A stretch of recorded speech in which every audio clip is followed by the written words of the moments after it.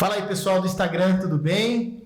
Bom, o nosso quadro Márcio Me Ajuda, que começou de brincadeira, Sim. né, Carlinha? Para responder dúvidas, para esclarecer algumas questões relacionadas a condomínios, a vizinhança, a moradia, igual a gente faz lá na Globo, na CBN há tantos anos. De brincadeira, criamos esse quadro e virou um sucesso. Aí, por conta disso, a gente se profissionalizou, a gente montou um estúdio aqui bem bacana, bem completo, que dá para fazer podcast, dá para fazer vídeos, dá para fazer um monte de coisa. Um estúdio cheio de recursos aqui, estamos aprendendo a mexer, né? Sim, aos pouquinhos, ajustando tudo.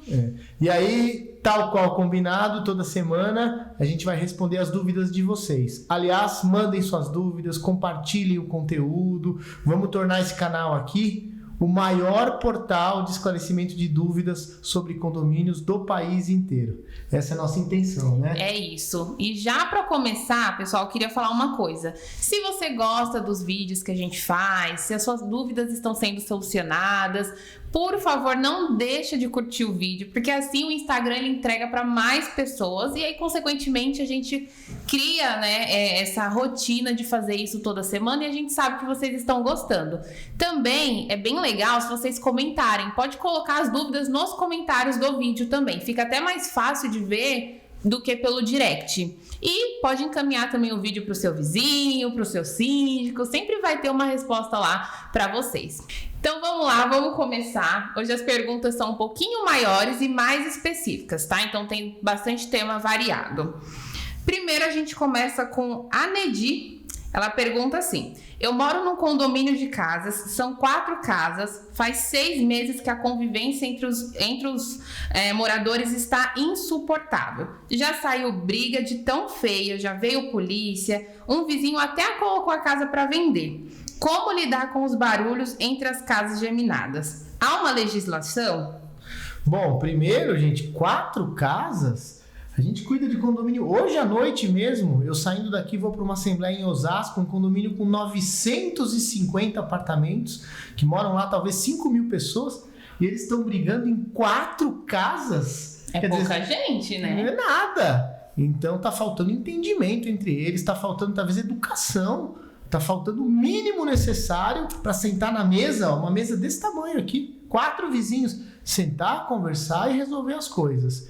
Legislação para isso tem, mas a legislação trata dos casos mais severos, né? Das questões de perturbação ao sossego, nas questões de quando o direito de um afronta o do outro. O que está me parecendo aqui é falta de entendimento. Agora, uma coisa importante, ela falou casas geminadas, né? Você sabe que é curioso, tem muita gente que fala casa germinada. Não é um erro normal, mesmo natural, igual a gente fala uso campeão, ao invés de falar uso capião. Então, é casa geminada, como ela disse, tá certinho, porque são casas gêmeas. Geralmente era para ser uma casa só, aí divide em 2 e ficam casas geminadas idênticas as duas, né? Uma de cada lado. No caso deles, eu recomendo uma boa conversa. Se for o caso, põe uma garrafa de café na mesa, bate papo, conversa com cordialidade, com gentileza, com tranquilidade, porque não tem milagre, gente. Casa geminada é uma grudada na outra. E aí pequenas coisas vão evitar as brigas. Então, evita ouvir som alto, evita andar de salto alto para lá e para cá no piso de madeira, evita deixar cachorro preso para ele não ficar latindo o dia inteiro, evita que a molecada brinque depois das 10 da noite. Tenta evitar, na medida do possível, liquidificador de madrugada, secador de cabelo de madrugada, essas coisinhas. Mas o mais importante é o som alto. Som e TV alto é o que mais irrita, é o que mais dá confusão. E se for fazer festa, a gente avisa o vizinho antes, explica que vai ter uma confraternização. E não é para fazer uma balada dentro de casa, é para fazer só um encontro de amigos. Se quiser fazer uma festona, aluga um salão de festas. Acho que essas medidas são as principais, mas me parece que uma boa conversa entre os 4 vai resolver. Não é possível que 4 pessoas adultas que moram no mesmo espaço não consigam se entender a ponto de chamar a polícia. É uma pena. E às vezes o caminho é esse, vender a casa e ir embora. Exatamente. É mais uma questão de bom senso, né, Márcio? Nesse caso aí, é conversa, gente. Tem que ser assim. Vamos lá para a pergunta do Luciano. Quando um condomínio alterou a fachada do prédio com a instalação de condensadores de ar-condicionado e os síndicos anteriores não fizeram nada para corrigir o problema, é correto o síndico atual proibir que os outros moradores também façam? Olha, essa é uma ótima pergunta porque isso acontece muito nos prédios. Eu tô vivendo uma situação idêntica num prédio que eu cuido. Porque assim, muitas vezes, às vezes nem por má fé, mas por desconhecimento desse assunto, os síndicos vão liberando que todo mundo coloque ar-condicionado. Aí, além da questão estética, que fica feia a fachada do prédio, tem também a questão elétrica, né? A gente não sabe se o prédio tem capacidade elétrica para receber aparelho de ar-condicionado. Então, quando entra um novo síndico e ele percebe esse assunto, é correto sim ele proibir a instalação dos novos aparelhos, porque pelo menos ele estanca o sangramento. Agora, não é simplesmente proibir e deixar o assunto parado. Sim. É convocar uma assembleia para decidir o que fazer, porque tem que ser padronizado. Ou todo mundo pode, ou ninguém pode. Prestigiar só alguns, porque fizeram antigamente erroneamente, e deixar quem quer fazer agora na mão, não pode ser. Então, qual que é o caminho para resolver isso? Primeiro, contrata um laudo de um engenheiro para verificar se o condomínio tem ou não capacidade técnica, capacidade energética para receber o ar-condicionado. Se não tem, manda todo mundo tirar imediatamente. Agora, se tem capacidade, aí faz uma assembleia específica, apresenta esse laudo, aprova uma padronização e daí por diante todo mundo que for colocar tem que seguir exatamente esse padrão. E se os antigos estiverem muito fora do padrão, eles vão ter que trocar os equipamentos, às vezes trocar o lugar de instalação para a gente preservar a harmonia estética da fachada. Então são duas preocupações. Primeiro, a harmonia estética e segundo e mais importante, a segurança para saber se o prédio tem capacidade de carga elétrica para receber ou não o ar-condicionado. Tá ótimo. Luciano, obrigada pela pergunta. Agora a Eni manda assim: comprei um apartamento há quase 3 anos. Já havia uma dívida trabalhista na justiça do antigo morador. Eu sou obrigada a arcar com parte dessa dívida? Ah, sem dúvida vai ter que pagar essa dívida. O que acontece? Quando a gente compra um apartamento, a gente compra toda a parte boa que vem com o apartamento e compra toda a parte ruim. Então, neste caso, tinha uma ação trabalhista antiga, ela comprou o apartamento, estourou o pagamento agora, ela quem vai pagar, não é o proprietário antigo. Por isso que é importante todo mundo que vai comprar um imóvel, que fica dentro de um condomínio, seja uma casa ou um apartamento, além de olhar as certidões do vendedor, tem que olhar as certidões do condomínio também para saber se o condomínio tem algum enrosco. E além de olhar as certidões, é recomendável olhar as atas das últimas assembleias para ver se tem algum assunto delicado, alguma dívida que está por vir e que ainda não aparece nas certidões. Então, essa pesquisa é feita por um bom advogado, por um bom corretor e evita de você comprar um apartamento cheio de dívidas. Mas se ela já comprou, vai ter que pagar sua cota parte da dívida. É isso, Eni, obrigada pela pergunta. Agora o Vando fala assim: eu moro em um condomínio simples com 3 torres. Tem uma pequena varanda suspensa que está com rachaduras, tanto na horizontal quanto na vertical, que estão me preocupando. A minha pergunta é: de quem é a responsabilidade para priorizar uma análise e um conserto? Do proprietário ou do condomínio? Sem dúvida alguma, quem tem que fazer essa investigação é o condomínio. E aí talvez não só na varanda dele, mas na varanda de todos os outros. Então contrata um engenheiro, faz um laudo, é questão de segurança, é um perigo. Se for alguma rachadura, alguma questão estética, for só trocar um piso, por exemplo, dessa varanda, aí tá tudo certo, é o proprietário que arca. Mas se for uma rachadura estrutural, quem tem que consertar é o condomínio. Tá ótimo. Vando, obrigada pela pergunta, viu? Continue nos acompanhando. Agora o Michel fala assim: moro em um condomínio com 8 casas. Não é regularizado ou temos síndico. Então eu faço uma arrecadação para pagar a água, a luz e a manutenção. Porém, uma única casa de um proprietário com inquilino não paga. Já conversei, já tentei resolver. O que eu posso fazer nesse caso? Bom, isso é muito comum também, é o que a gente chama de condomínio de fato. Não é um condomínio de direito, não está previsto na lei, não tem convenção de condomínio, não tem regulamento interno, não tem síndico, mas como as casas são ali contíguas, ocupam ali o mesmo espaço, provavelmente talvez tenha alguma areazinha comum ali que todo mundo usa, então é assemelhado a um condomínio. Então a gente chama isso de condomínio de fato. O que a gente recomenda para esses casos? Que esses vizinhos se juntem, montem uma associação de moradores, façam um estatuto social dessa associação, elejam uma espécie de diretoria, que é muito parecido com um síndico, só que ao invés de ter síndico e conselheiros, vai ter uma diretoria e os presidentes e os diretores. E aí, com esse estatuto, eles vão determinar a obrigatoriedade do pagamento.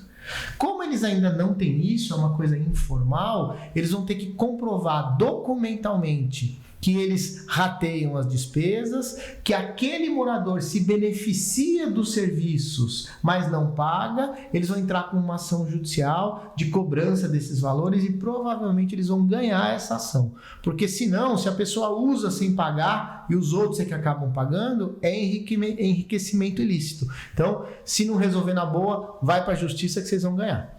É isso. Michel, obrigada pela pergunta. Agora, a Mara fala assim: Márcio, é legal o síndico não ser morador do prédio? Para esses assuntos, gente, o que é combinado não é caro. Então, você pode eleger um síndico que mora, você pode eleger um síndico que tem propriedade, mas mora em outro lugar, porque ele é um investidor. Você pode eleger um síndico que não mora, que não tem propriedade, mas é um síndico profissional, um síndico externo. Então, é o que vocês combinarem. Não tem regra para isso. A não ser que o condomínio tenha na sua convenção uma cláusula específica, o que é raro, dizendo que o condomínio que o síndico obrigatoriamente deve morar. Se não tiver essa cláusula, tanto faz se o síndico mora ou não mora, o que importa é se ele faz um bom trabalho, se ele atende bem, se ele cuida bem do condomínio. Porque também está crescendo bastante o síndico profissional, e nem sempre o síndico mora, né? Ele tem uma equipe. O síndico profissional raramente mora. Ele geralmente tem uma empresa e atende os prédios com um contrato. Talvez o que eles estão perguntando é quando o síndico não é profissional, tem um apartamento lá, mas não mora no prédio. Se foi dito isso na eleição, se todo mundo concordou, tá tudo bem, não tem erro nenhum. É isso, Mara, obrigada pela pergunta. Agora a Cristiane fala assim: o que fazer com o mau cheiro que sai do apartamento vizinho? Cheiro forte de cachorro. Eles têm 2, sendo um de grande porte. A síndica já passou uma circular sobre o mau cheiro saindo das outras unidades, mas não adiantou nada. O que fazer? Bom, esse é um assunto comum, né? Denota uma falta de respeito enorme, porque a pessoa quer ter os animais, tudo bem, desde que cuide direitinho. Isso se encaixa, eu gosto de usar, Carla, uma regra que ela é fantástica, ela nunca falha, que é a regra dos 3 S's. Toda vez que alguém ou algum apartamento põe em risco a saúde, a segurança ou o sossego dos moradores, é o sinal que o síndico precisa tomar uma providência. Nesse caso, talvez está colocando em risco a saúde e o sossego dos vizinhos. Porque, puxa vida, você chega em casa de um dia duro de trabalho, está um fedor enorme no seu apartamento e o vizinho não está nem aí. Então, qual é o primeiro passo? Tentar uma sessão de conciliação e convencer essa pessoa a cuidar melhor. Não resolveu. Segundo passo, o síndico precisa mandar uma notificação, uma advertência. Não resolveu, tem que mexer no bolso do dono desses animais e talvez dar uma multa. Se nada disso resolveu, o vizinho incomodado tem que colher provas, né? Talvez testemunhas que venham até o apartamento dele e façam um relatório dizendo: de fato o cheiro está insuportável, está aqui no hall, está aqui dentro da sala, para ter testemunha, e com essas testemunhas entrar com uma ação judicial, que a gente chama de ação de obrigação de fazer, que vai obrigar o vizinho a limpar sob pena de multa. Fora isso, pode até pedir uma indenização. Agora, posso dar uma dica, eu não sou veterinário, óbvio, mas outro dia eu fui numa palestra do Dr. Pet, sabe o Alexandre Rossi? Ele é meu amigão, ele é gente fina, e ele falou: Márcio, a maioria dos casos não é falta de higiene, é problema de pele, é problema dermatológico do cachorro, que às vezes um tratamento já resolve. Então vale a pena também recomendar que o vizinho leve o cachorro no veterinário, porque às vezes um remedinho já resolve. É isso, Cristiane, obrigada pela pergunta. Agora, a Bruna, ela pergunta assim: no meu prédio tem os apartamentos Garden, de andares baixos, e constantemente reclamam que jogam objetos e bitucas de cigarro, além de outras coisas. Essa noite derrubaram algo de vidro que se espatifou no Garden. Essa moradora quer que todos se responsabilizem por essas atitudes. Como agir nesse caso? Bom, de novo, a gente está diante de falta de educação e falta de respeito das pessoas, o que infelizmente acontece muito. Apartamento Garden, Carla, é uma delícia. Aquele apartamento no térreo, que tem um quintalzão, parece uma casa até. É maior que os outros apartamentos porque ele tem um quintalzão ali no térreo, por isso que chama Garden. E é uma maravilha, né, para morar, sobretudo para quem tem filho, para quem gosta de ficar ali, sabe, sentadão, fazendo um churrasco, alguma coisa, enfim, é uma delícia. Porém, tem esse problema sério, que alguns viram, sabe, o cinzeiro mesmo, vira depósito de bituca de Falta cigarro, de respeito. o pessoal joga, às vezes, bituca acesa, que é um perigo, às vezes cai alguma coisa da janela, tem gente que tem mania de pendurar as coisas na janela ali no peitoral, e cai, pode machucar.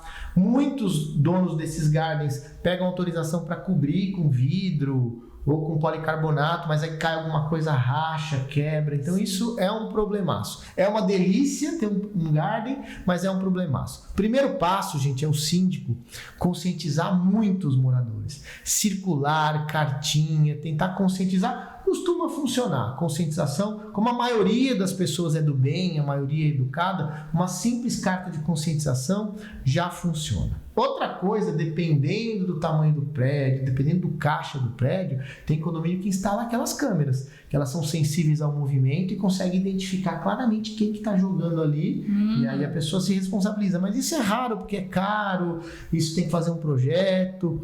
O que costuma funcionar é mexer no bolso. Então, o que vai acontecer? Falou em dinheiro. O que vai acontecer? Se de fato ela tiver um prejuízo, cair alguma coisa ali, causar um prejuízo para alguém, o condomínio vai ter que pagar, porque a gente não consegue identificar quem foi, a gente sabe que veio ali de algum apartamento, como a gente não consegue identificar, infelizmente quem vai arcar é o condomínio, mas é um abacaxi isso, porque muitas vezes o síndico não quer indenizar e tem que ir para o judiciário, mas a minha experiência prática com esse tema é que quando vai para a justiça, o condomínio acaba sendo condenado a indenizar sim. É isso, obrigada pela pergunta, tá? Agora a Vanessa, ela fala assim: o regulamento do condomínio onde eu moro é muito antigo e está desatualizado. O que é necessário para a aprovação de um novo regulamento? Bom, isso também é bastante comum na maioria dos condomínios, né? Regulamentos desatualizados, regulamentos mal elaborados, que já não contemplam todas as novidades, né? Mudou muito a vida em condomínio, sobretudo nos últimos anos, então precisa atualizar. A gente tem dois documentos importantes nos condomínios, a convenção de condomínio e o regulamento. A convenção, que é mais estruturante, precisa de 2/3, ou seja, é mais difícil de mudar. Já o regulamento, que fala das normas do dia a dia, esse é mais simples de mudar, basta uma assembleia com maioria simples. Então, qual é o caminho para mudar o regulamento interno? Primeiro, contrata um bom escritório de advocacia para avaliar o regulamento atual e, com base nas informações que vocês vão passar, criar um novo regulamento. Pega essa minuta do novo regulamento, manda para todos os moradores e dá um prazo de 15 dias para todo mundo dar ideias, dar dicas, fazer críticas, dar sugestões. Depois desses 15 dias, compila todas as sugestões pertinentes num novo documento, faz uma minuta final, encaminha para todo mundo, depois faz uma assembleia, em 10 minutos de assembleia está aprovado o novo regulamento, mas precisa ter uma boa consultoria jurídica. É isso, Vanessa, obrigada pela pergunta. E a última para a gente encerrar o quadro de hoje, a Eliana pergunta assim: a minha filha e o noivo compraram um apartamento e o condomínio foi entregue há pouco tempo. As pessoas já estão fazendo suas reformas, só que detectaram que a construtora não realizou a saída de esgoto. O encanamento do banheiro simplesmente termina no nada. A construtora disse que não tem o que fazer porque já entregaram os imóveis. Como proceder, Márcio? Bom, gente, alguma coisa está muito errada aí, porque a construtora já entregou os imóveis, mas tem prazos de garantia, né? E dentro desses prazos de garantia, a construtora é responsável por corrigir os vícios. Então, o primeiro passo é que vocês façam um laudo de engenharia para constatar essa falha. Como é uma coisa que está escondida, é o que a gente chama de vício oculto. Ou seja, os prazos de garantia só começam a contar quando você descobre o vício. Porque quando você compra, você não enxerga isso. Quando você começa a usar ou reformar, aí que você vai descobrir. Então é o que a gente chama de vício oculto, vício redibitório, é um nome nome técnico jurídico, mas pode ir fazer um laudo, pode ir para cima da construtora, que se tiver uma falha construtiva, um vício de projeto, precisa consertar, sem dúvida alguma. Ainda mais questão de esgoto, pode até ter problema ambiental. Não tem como, né? Uma casa sem esgoto. É isso, pessoal. Finalizamos aqui as perguntas de hoje. Foram bem específicas. Como eu falei no começo do vídeo, continuem mandando as perguntas. Coloquem lá nos comentários, que fica até mais fácil para a gente conseguir selecionar. Não deixe de comentar, de compartilhar, porque assim, né, o Instagram entrega para mais pessoas. Obrigada, viu, por hoje. Boa, valeu, Carlinha. Daqui a pouco no nosso Márcio Missal, Márcio Me Ajuda, vai ter, sei lá, 4 horas de duração. Vamos embora. Muita pergunta. Valeu, gente, até mais. Tchau, tchau. Bom final de semana.